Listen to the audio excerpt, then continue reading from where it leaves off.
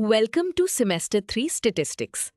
Today, we are going to explore one of the most powerful and fascinating guarantees in all of mathematics, the strong law of large numbers. If you have ever wondered how casinos always make money or how insurance companies can predict their costs without knowing exactly what will happen to any single person, this is the secret. We will build your understanding from the ground up, starting with simple intuition and moving all the way through the formal mathematical proof. Let us dive in. To begin our journey, imagine you are flipping a fair coin. If you flip it just 10 times, you might get 7 heads. Small samples are unpredictable and easily swayed by random chance. But what if you flip that same coin 1 million times? The percentage of heads will be incredibly close to exactly 50%. In statistics, we model this using a sequence of independent and identically distributed random variables, or IID for short. This means each measurement is completely separate, but follows the exact same underlying rulebook. The strong law of large numbers states that as your sample size grows infinitely large, your calculated sample mean will converge almost surely to the true theoretical expected value. It locks on and never wanders away. Now that we understand the concept intuitively, let us look at its formal mathematical expression. This formula might look intimidating, but it is actually telling a very simple story. It literally translates to the probability that the sample mean exactly equals the true mean as the sample size reaches infinity is exactly 100%. Let us break down the symbols. The capital P stands for probability. Inside the parentheses, we have the limit as n, the sample size, approaches infinity.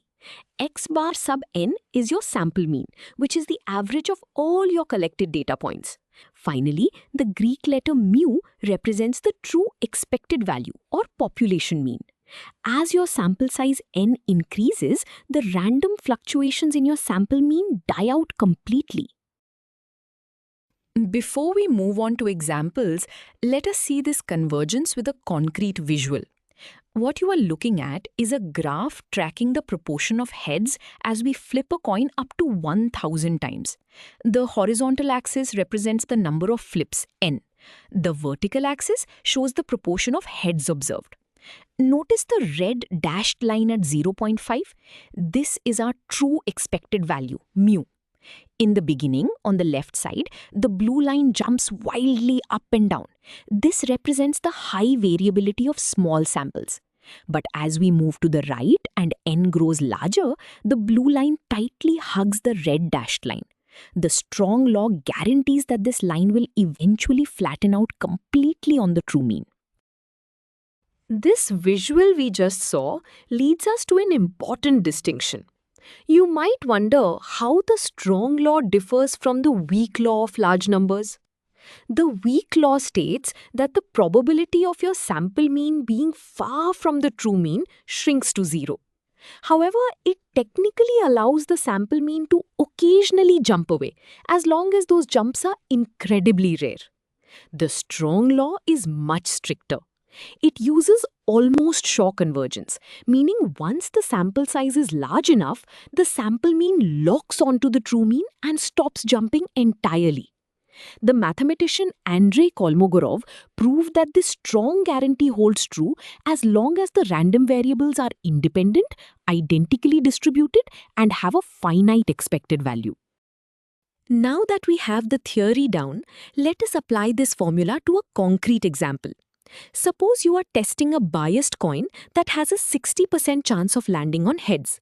We want to know what the strong law guarantees if we flip it infinitely. First, we define our random variable, x sub I. We assign a value of 1 for heads and 0 for tails. This is called a Bernoulli random variable. Next, we calculate the theoretical expected value, mu. We multiply each outcome by its probability. 1 times 0.6 plus 0 times 0.4. This gives us a true population mean of 0.6. We have set up our mathematical model perfectly. Continuing with our biased coin, we now look at the sample mean. We write down the formula for x bar sub n, which is simply the sum of all our ones and zeros divided by the total number of flips, n. This calculates the exact percentage of heads seen so far. Finally, we apply the strong law of large numbers. We state that the probability of the limit of our sample mean equaling 0.6 is exactly 1. Practically, this means if you program a computer to simulate this biased coin forever, the running average will permanently lock onto 60%. There is absolutely no chance of it wandering away. Let us solidify this with the second example. Imagine you are rolling a standard six-sided die and you want to know the average value of all your rolls as the number of rolls approaches infinity. First, we need the theoretical expected value of a single roll. We use the formula for a discrete random variable, summing the product of each face value x and its probability. Since the die is fair, every side from 1 to 6 has an equal 1 in 6 chance of landing face up. We set up our equation by multiplying each number 1 through 6 by the fraction 1/6. Let us finish calculating the expected value for our die. We add the numerators together. 1 plus 2 plus 3 plus 4 plus 5 plus 6 equals 21. Dividing 21 by 6 gives us a true expected value of 3.5. Notice that you can never actually roll a 3.5 on a single die, but it is the exact mathematical center of all possible rolls. Finally, we write our conclusion using the strong law. The limit of the sample mean, as n goes to infinity, is almost surely 3.5. If you roll a die a billion times, your average will be indistinguishable from 3.5. Having seen the strong law in action, let us now prove why it works. Proving Kolmogorov's ultimate version requires highly advanced math, but we can prove a restricted version using basic algebra. We will assume our data has a finite fourth moment, meaning the average of the data values raised to the fourth power is not infinity. We also assume our true mean, mu, is 0 to make the math cleaner.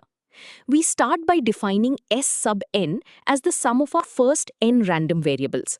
Because the true mean of each individual variable is 0, the expected value of this entire sum, S sub n, is also 0. Moving forward with our proof, we now look at the expected value of our sum raised to the fourth power. When we expand this massive polynomial, something beautiful happens. Most of the terms cancel out and become 0. This happens because our variables are independent and have a mean of 0. Any term containing a single variable to the first or third power will average out to 0. After cancelling, we are left with only two types of terms. N terms where a single variable is raised to the fourth power and terms where two different variables are each squared. This simplifies our massive expansion into a manageable equation. Now that we have simplified our expected value, we need to put a ceiling on it. Because we assumed the fourth moment is finite, there is a maximum possible value for these expected values. Let us call this maximum upper limit the constant k. By replacing the exact expected values with k, we turn our equation into an inequality. We find that the expected value of our sum to the fourth power is less than or equal to k multiplied by the sample size n squared. This is a crucial mathematical boundary. It proves that our sum grows at a controlled rate and prevents it from exploding to infinity too quickly. With our boundary established, we want to find the probability that our sample mean is further away from 0 than some tiny margin of error, which we call epsilon. We rewrite this probability by multiplying both sides by n and then raising both sides to the fourth power. Why do we do this? So we can use a famous rule called Markov's inequality, which lets us turn expected values into probabilities. Markov's inequality states that the probability of a random variable exceeding a threshold is less than or equal to its expected value divided by that threshold. We divide our expected value by our threshold, n to the fourth times epsilon to the fourth. We are now at the final step of our proof. We substitute our earlier upper bound, k times n squared, into the numerator of our fraction. When we divide n squared by n to the fourth, we are left with n squared in the denominator.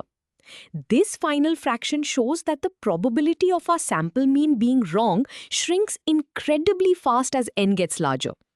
Because the sum of 1 over n squared from 1 to infinity is a finite number, a mathematical rule called the Borel-Cantelli lemma guarantees that the sample mean will almost surely stop exceeding the error margin. We have successfully proven the strong law for variables with a finite fourth moment. So, we have proven that the strong law holds mathematically. This brings us to why this matters in the real world. The strong law of large numbers is the absolute foundation of modern statistics, insurance, and gambling. Life insurance companies rely on this law to set their prices. They cannot predict when one specific person will pass away, but by insuring millions of people, the strong law guarantees that the average lifespan of their customers will lock onto the national expected value. Similarly, casinos rely on this law to guarantee their profits. A player might win big on a few lucky spins, but over millions of spins, the casino's average profit is mathematically guaranteed to match the built-in house edge.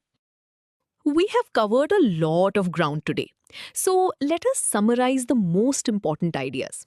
First, the strong law of large numbers guarantees that the sample mean of independent and identically distributed variables will converge to the true expected value. Second, unlike the weak law, this is an almost sure convergence, meaning the sample mean eventually locks on and never drifts away. Finally, this principle is what allows us to make highly accurate predictions about massive populations. It transforms random, unpredictable individual events into stable, predictable long-term averages. You now understand both the intuition and the rigorous mathematics behind one of the most important theorems in statistics. Great job.